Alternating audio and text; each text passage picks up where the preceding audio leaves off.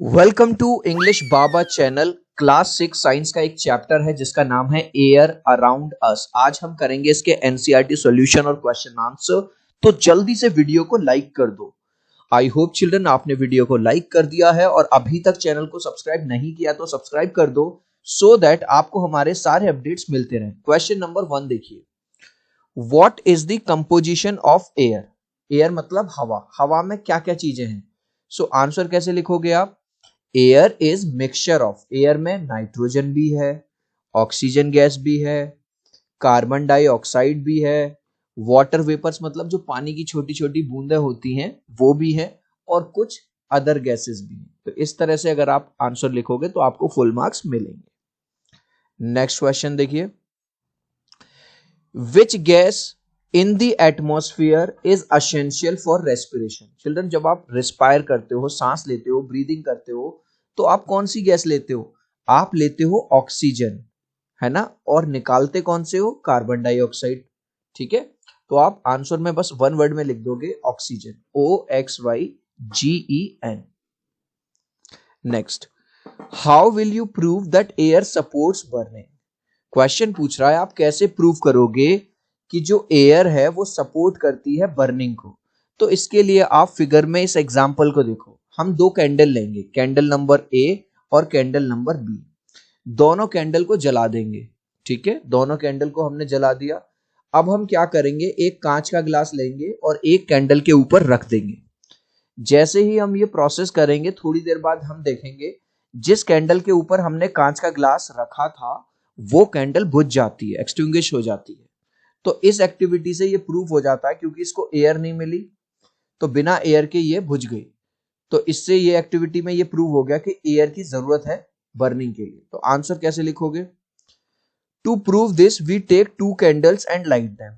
इस चीज को प्रूव करने के लिए हम दो कैंडल लेते हैं और उनको आग लगा देते हैं, मतलब जला देते हैं। We cover one candle with transparent glass. एक ट्रांसपेरेंट मतलब आर पार जिसमें दिखाई दे, इसलिए कांच का ग्लास लेंगे हम, उससे हमने एक कैंडल को कवर कर दिया। We observe that the candle covered with glass gets extinguished. हम थोड़ी देर बाद ये ऑब्जर्व करते हैं कि जिस कैंडल को हमने कांच के ग्लास से कवर किया था वो बुझ जाती है। This proves that air supports burning. और इस वाली बात से ये वाली बात प्रूव हो गई जो हमें प्रूव करनी थी कि एयर सपोर्ट करती है बर्निंग को। Next question, how will you show that air is dissolved in water. आप कैसे प्रूव करोगे कि जो एयर यानी हवा है वो पानी में घुली रहती है? गाइस, आज ही आप देखना, या आपने ऑलरेडी देखा भी होगा, जब आपकी मम्मी चाय वगैरह बनाती हैं पहले पानी रखती हैं, या पानी गर्म कर होते हुए अगर आपने देखा है तो छोटे छोटे वाटर के बबल्स ऊपर आते रहते हैं, ऐसे बबल बबल दिखाई देते हैं। तो ये जो बबल है ये क्या है? यही तो एयर के बबल है। ठीक है, इसी चीज से प्रूफ हो जाता है कि जो वाटर है, वाटर में जो एयर है वो घुली रहती है, डिसॉल्व रहती है। तो आंसर कैसे लिखोगे? When we heat the water beaker, जब हम किसी बीकर में पानी लेके उसको हीट करते हैं, गर्म करते हैं, we observe tiny bubbles of air coming upwards. हम ये ऑब्जर्व करते हैं, टाइनी मतलब छोटे छोटे जो बुलबुले हैं, बबल्स हैं एयर के, वो ऊपर की तरफ आते हैं। दिस प्रूव्स, इस एक्टिविटी से ये प्रूव हो जाता है that air is dissolved in water. ये जो मैंने रेड रेड से लिखा है ये पूरा क्वेश्चन से, कि जो एयर है वो वाटर में डिसॉल्व रहती है। Next question, why does a lump of cotton wool shrink in water. Lump का मतलब एक टुकड़ा, कॉटन मतलब रुई। जो रुई होती है इतनी हल्की होती है लेकिन वो फिर भी थोड़ी देर बाद पानी में डूब जाती है। चिल्ड्रन, होता क्या है, अगर आपने ड्राई यानी सूखी हुई रुई ली तो थोड़ी देर वो तैरती रहेगी पानी पे, जैसा कि आपको इस ग्लास में दिखाई दे रहा है। लेकिन थोड़ी देर बाद क्या होगा कि पानी जो है रुई में घुस जाएगा, जितने भी जहां जहां एयर थी रुई में वहां वहां पानी घुस जाएगा, तो अब वो भारी हो जाएगी और वो पानी, अब वो जब पानी के अंदर डूब जाएगी। चिल्ड्रन, आपने देखा होगा जो ट्यूब्स होती हैं, जब लोग तैरने जाते हैं या स्विमिंग पूल में जाते हैं तो ट्यूब्स का यूज करते हैं। क्यों? क्योंकि ट्यूब्स के अंदर एयर भरी होती है, और जो एयर होती है वो लाइटर यानी हल्की होती है पानी से, इसीलिए वो तैरती है। अगर मैं इस ट्यूब में एयर की जगह पानी भर दूंगा तो ये डूब जाएगी। क्लियर है? तो आंसर कैसे लिखेंगे? The lump of cotton wool shrinks in water, shrink का मतलब डूब जाती है, because the air inside the cotton, जो पहले जो एयर भरी हुई थी, जो एयर के जो बबल्स थे, इज रिप्लेस्ड बाय वाटर, उस एयर बबल में क्या चले जाते हैं, पानी चले जाते हैं, पानी चला जाता है और वो भारी हो जाती है और जिसकी वजह से वो डूब जाती है। Next, the layer of air around the earth. Children आपने इस चैप्टर में भी और पहले भी पढ़ा होगा, जो लेयर है एयर की अराउंड द अर्थ, उसमें काफी सारी लेयर हैं, ट्रोपोस्फियर है, स्ट्रेटोस्फियर है, मीजोस्फियर है, थर्मोस्फियर है, एक्सोस्फियर है, इन सबको हम मिला के क्या कहते हैं, इसको हम बोलते हैं एटमॉस्फेयर। तो आंसर में बस आप वन वर्ड में एटमॉस्फेयर लिख दोगे। Next, the component of air used by green plants to make their food. अब हम ग्रीन प्लांट्स को अपना फ्रेंड्स क्यों कहते हैं, क्योंकि ग्रीन प्लांट्स क्या करते हैं, जब फोटोसिंथेसिस करते हैं, अपना खाना बनाते हैं in the presence of sunlight, तो वो कार्बन डाइऑक्साइड को यूज करते हैं और ऑक्सीजन देते हैं। तो यानी कि क्वेश्चन पूछ रहा है component of air used by green plants, तो ग्रीन प्लांट्स किसको यूज करते हैं, कार्बन डाइऑक्साइड का यूज करते हैं। तो यहां पे आप क्या लिख दोगे, कार्बन डाइऑक्साइड। ठीक है चिल्ड्रन, अभी तक आपने इस वीडियो को एक लाइक नहीं किया है तो आपसे रिक्वेस्ट करूंगा प्लीज एक लाइक कर दो। आपके एक लाइक से, एक सब्सक्राइब से बहुत मोटिवेशन मिलता है। मैं 3 तक काउंट करूंगा चिल्ड्रन, प्लीज वीडियो को लाइक कर देना। 1 2 3।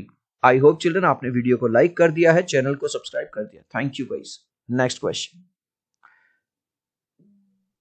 List 5 activities that are possible due to presence of air. ऐसी चीजें बताओ जो हवा में ही होंगी, एयर में ही होंगी, बिना एयर के नहीं होगी। अभी हमने देखा कि फोटोसिंथेसिस में कार्बन डाइऑक्साइड की जरूरत पड़ती है प्लांट्स को, और कार्बन डाइऑक्साइड कहां मिलेगी, प्लांट में। तो इसका मतलब अगर एयर नहीं होगी तो फोटोसिंथेसिस नहीं होगी। क्या क्लाउड, जो हम बादल देखते हैं, उनकी फॉर्मेशन हो पाएगी, नहीं हो पाएगी। तीसरा, आपने चिल्ड्रन सुना होगा गांवों में ये वाली जो लेडीज होती हैं विनोइंग प्रोसेस करती हैं। इसमें क्या होता है कि जो हल्का हल्का कचरा होता है, खराब चीजें होती हैं, वो तो हवा से दूर जाके गिर जाता है। कई बार लोग इसको पंखा चला के भी करते हैं, एक तरफ तूफान वाला फैन लगा देते हैं बड़ा सा, ठीक है, और उसके सामने रखते हैं, और जो अच्छी अच्छी चीज होती है, ग्रेन होता है, वो नीचे आ जाता है। तो विनोइंग भी पॉसिबल नहीं है। इसके अलावा बर्निंग, हमने ऑलरेडी एक प्रैक्टिकल देखा, बर्निंग भी पॉसिबल नहीं है बिना एयर के, और बिना एयर के हम सांस भी नहीं ले सकते, ब्रीदिंग भी पॉसिबल नहीं है। तो इन्हीं पॉइंट्स को लिख देंगे। Number 1 photosynthesis, number 2 cloud formation, number 3 respiration यानी सांस लेना, ट्रांसपिरेशन भी पॉसिबल नहीं है, ट्रांसपिरेशन होता है लॉस ऑफ वाटर, और विनोइंग जो हमने ये देखा। ठीक है, अगर आप चाहो तो इसमें एक और पॉइंट लिख सकते हो, बर्निंग, बर्निंग भी पॉसिबल नहीं है। Next, how do plants and animals help each other in exchange of gases in the atmosphere. Plants और एनिमल्स एक दूसरे की हेल्प कैसे करते हैं गैसेस के एक्सचेंज में। देखो कितनी अच्छी चीज है, प्लांट्स फोटोसिंथेसिस में ऑक्सीजन रिलीज करते हैं, और हमको क्या चाहिए, हमको ऑक्सीजन चाहिए, सारे एनिमल्स को। हम ऑक्सीजन लेते हैं और कार्बन डाइऑक्साइड निकालते हैं, यानी कि जो हमारे लिए खराब चीज है वो प्लांट के लिए अच्छी चीज है, और जो प्लांट के लिए, जो प्लांट रिलीज कर रहा है वो हमको दे देता है, मतलब हम उसे दे देते हैं CO2, वो हमें दे देता है O2। तो इस तरह से दोनों एक दूसरे की हेल्प कर देते हैं।